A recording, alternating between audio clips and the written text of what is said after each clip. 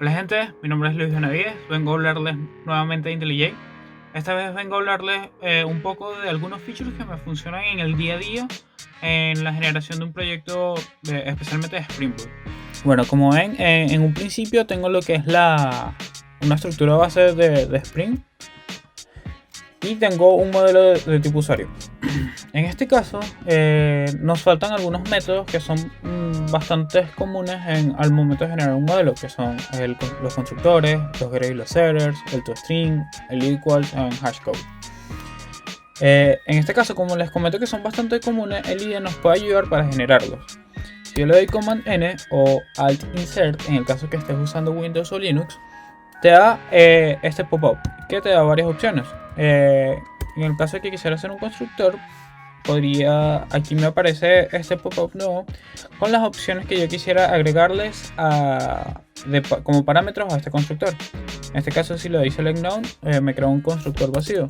Pero si quisiera generar un constructor un poco más personalizado, podría hacerlo. En este caso lo voy a hacer sin seleccionar el ID. Y al hacerlo me crea este constructor. Por otro lado, podemos hacer lo que son los getters y los setters por separado o juntos. Y en este caso, si lo selecciono todo, me los crea todo.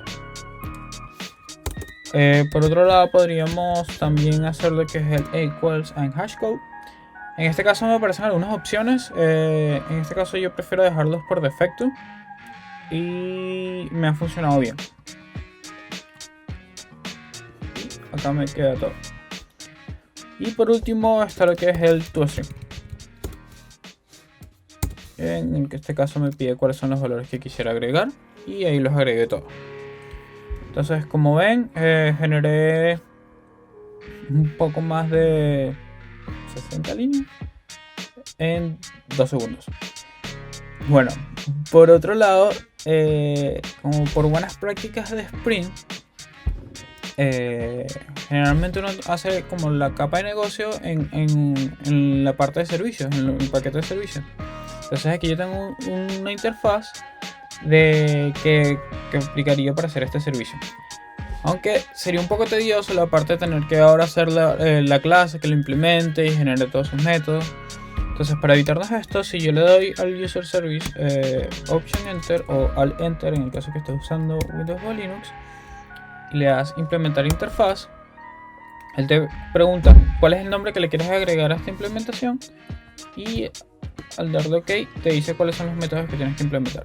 Si le doy OK, me aparecen ya los métodos implementados, una implementación base que generalmente retorna nulo, pero sin la necesidad de yo tener que estar escribiendo toda la clase y crearla desde cero.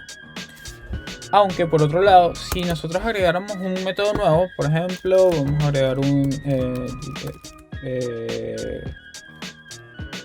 delete by ID. Vamos a utilizar digamos que un boolean. Delete by ID. Y aquí le paso un string. ID. En este caso, dejémoslo en true. Por defecto. Ahora de este lado nosotros tendríamos que ir a la interfaz y agregárselo a esta interfaz. Entonces, para evitar eso, si le doy Control T para Windows es ese shortcut que aparece ahí abajo y le doy Pull Members Up, me va a aparecer esta ventana y aquí selecciono cuál es el método que quiero agregar. Entonces, si le doy, me agrega automáticamente el override. Y si voy a la interfaz, me agrega automáticamente el método. Por otro lado, en este caso tengo un controlador que le agrego una constante que quisiera que este sea el path dentro de los endpoints. Entonces digamos que esta variable se va a utilizar en otros lugares y quisiéramos dejarla como una variable como más global. Entonces para este caso, si yo le doy F6, me aparece esta opción de acá y yo selecciono la clase donde la quisiera llevar. En este caso ya yo tenía hecho la clase de las constantes y aquí la agrego. Voy a refactar Y aquí ya tengo lista la clase. Y si me voy al user controller otra vez, como ven, él automáticamente me hace el cambio y lo importa así. En este caso, como es una variable estática, la puedo dejar de esta manera. ¿Qué más? Por otro lado, podríamos hacer que generalmente la estructura de los test unitarios es como tratar de simular la estructura base. Entonces, para evitar el tener que crear todos los paquetes que ya tenemos y crear las nuevas clases y todo eso, podríamos hacerlo dándole Command Shift T o Control Shift T para Windows o Linux, y aparece este pop-up. Y donde le doy crear nuevo test, me aparece esta ventana. Dentro de esta ventana tenemos algunas opciones, como son cuál es la librería que vamos a utilizar. En este caso voy a seleccionar JUnit 5. Y también tenemos lo que son hacia dónde lo que quisiéramos llevar. Lo voy a dejar en el mismo paquete. Y podríamos generar métodos por defecto. Por ejemplo, aquí si selecciono estos dos y un setup, y al crear la clase me crea un before each, me crea los tests de los métodos que indiqué anteriormente, y me hace todos los imports con respecto a la librería que les comenté que quería que usara.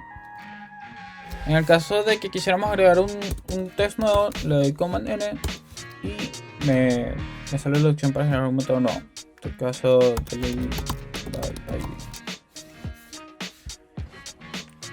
y como ven, creé como una estructura de un proyecto en muy poco tiempo, cosa que generalmente toma un poco más de tiempo, dado que tendríamos que hacerlo todo manual. Entonces con esto evitamos el tener que hacer todas estas cosas manualmente. Espero les haya gustado el video, los dejo por ahí.